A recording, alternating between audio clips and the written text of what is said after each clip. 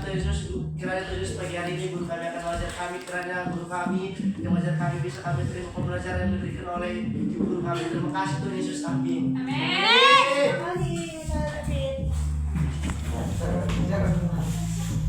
Udah Indra.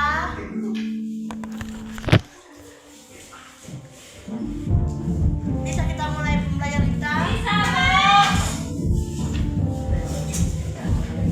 Bisa, Indra. Ya Bu. Sudah, mari kita buka Alkitab kita dari Roma 8 ayat 28.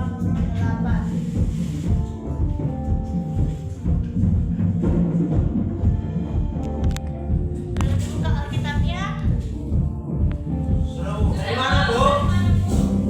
Roma 8 ayat 28. Roma 8 Ayat 28. Ibu meminta salah seorang. Ada yang bersedia membacakannya? Roma 8 ayat 28 bila bunyinya kita tahu sekarang bahwa Allah turun bekerja dalam segala sesuatu. Tema kita pada hari ini yaitu Allah memulihkan kehidupan bergereja. Sebelum kita masuk ke topik, ada yang ingin tahu pengertian gereja? Gereja adalah rumah Allah, Bu. Ya, gereja bukan hanya gedungnya, tetapi orang-orang yang ada di dalamnya. Dalamnya.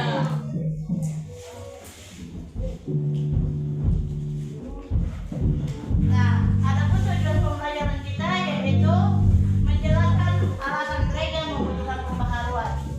Dua, menyebutkan cara yang dipakai Allah dalam membaharui gereja. Tiga, perubahan yang terjadi dalam gereja masa kini.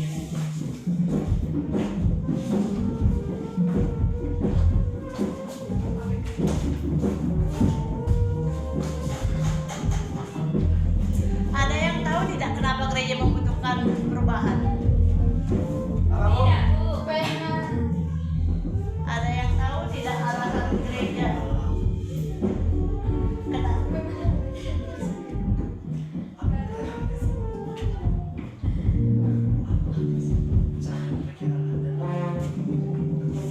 Apa, Bu?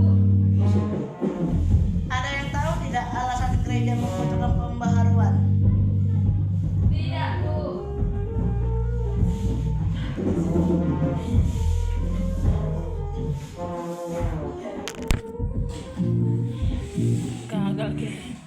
Ada yang tahu? Ada, Bu. Yang ready? Alasan gereja membutuhkan pembaruan yaitu gereja terdiri dari manusia biasa yang tidak luput dari kesalahan. Seiring waktu bisa muncul kebiasaan yang tidak sesuai dengan firman Tuhan, seperti sikap cuek, iri hati, pelayanan hanya formalitas, dan kurangnya kasih antar jemaat. Nah, betul.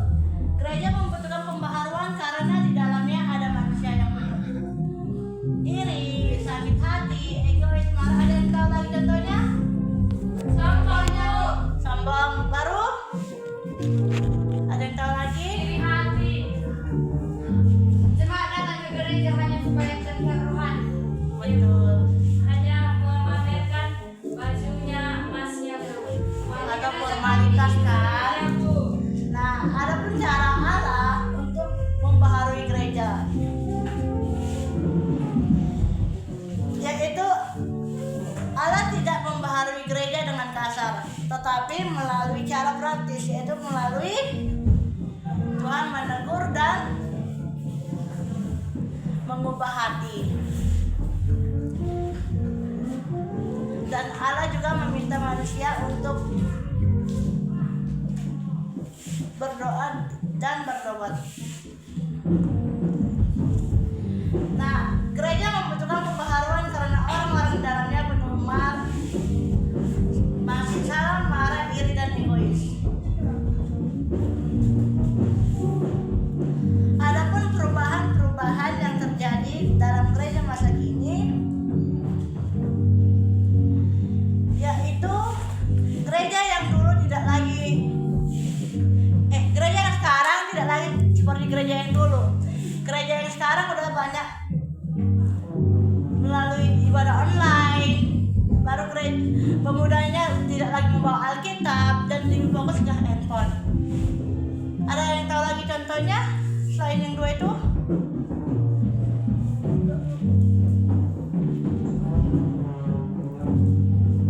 Pelayanan sekarang udah melalui ibadah live streaming, Zoom, dan YouTube. Nah, di sini ibu ada dua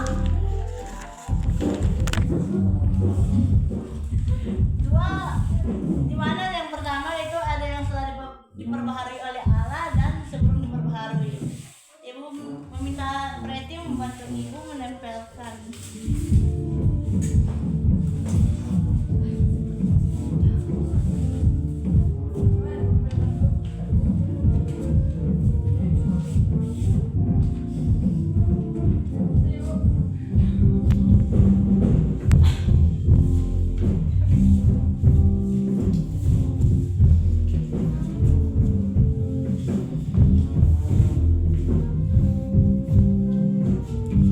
Di sini ibu akan membagi kertas satu-satu orang ya. Ada pun yang dua ya. Nanti ditempel ke depannya. Ya, Bu.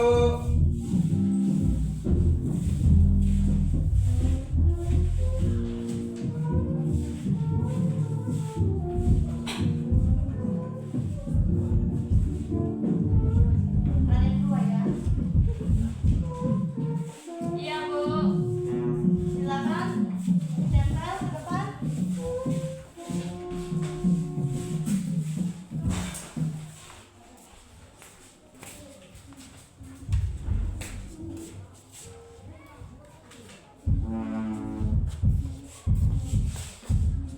Sudah, Bu.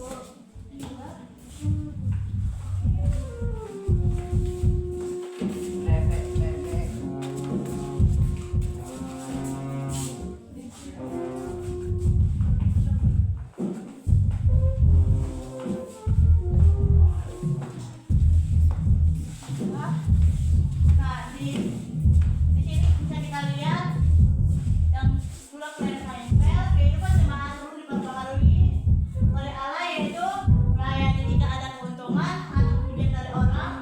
Yang kedua, bergosip dan membicarakan keburukan orang. Yang ketiga, datang terlambat dan mengganggu jalannya ibadah. Nah, sedangkan di sini ada kehidupan jemaat setelah diperbaharui oleh Allah, yaitu melayani sesama dengan tulus hati, setia dan tanggung jawab terhadap tugas pelayanan gereja. Yang ketiga, mengampuni dan tidak menyimpan dendam.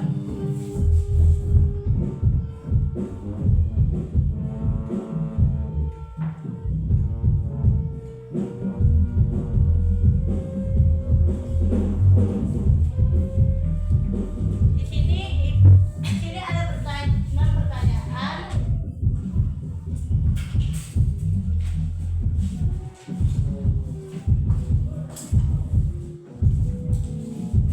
Ibu akan membagi menjadi 3 kelompok. Kelompok pertama yaitu Jelita, Elisa. Kelompok kedua Freddy, Indra, David. Kelompok ketiga Rachel, Mikael.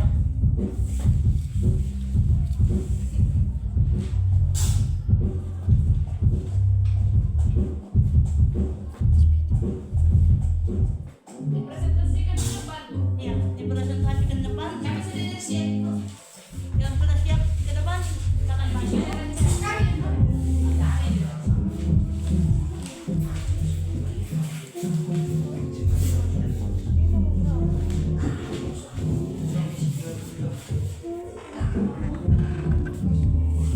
Baik, kami dari kelompok 3 untuk mempresentasikan hasil dari nomor 5 dan 6.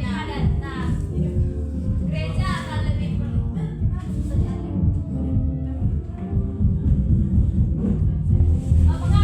masih ada orang rajin ke gereja, tetapi hidupnya belum mencerminkan ajaran Yesus.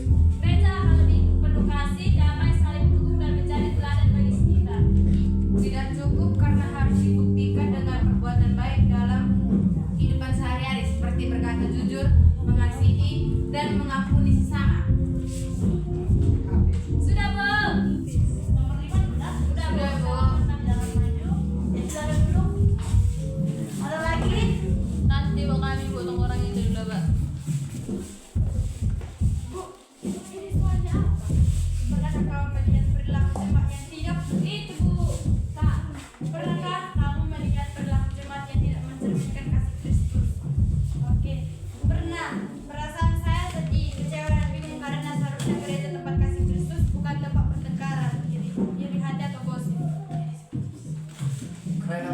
hanya menjalankan tugas pelayanan pun sungguh-sungguh melakukan firman Tuhan dalam kehidupan sehari-hari. Terima kasih. Ada lagi? Nomor 1, apa berbeda rezeki kamu saat berada di gereja dan saat di rumah atau di sekolah? Di gereja kita lebih sopan dan tenang, tapi di luar lebih bebas dan mudah marah atau berkata kasar karena kita merasa kalau di gereja kita diawasi Tuhan, tetapi lupa yang melihat kita dimanapun berada. Perbuatan baik apa yang paling mudah dan paling sulit dilakukan. Yang paling mudah adalah menyapa dan tersenyum. Paling sulit adalah mengampuni orang yang menyakiti hati. Terima kasih. Sekian pembelajaran kita hari ini. Ibu.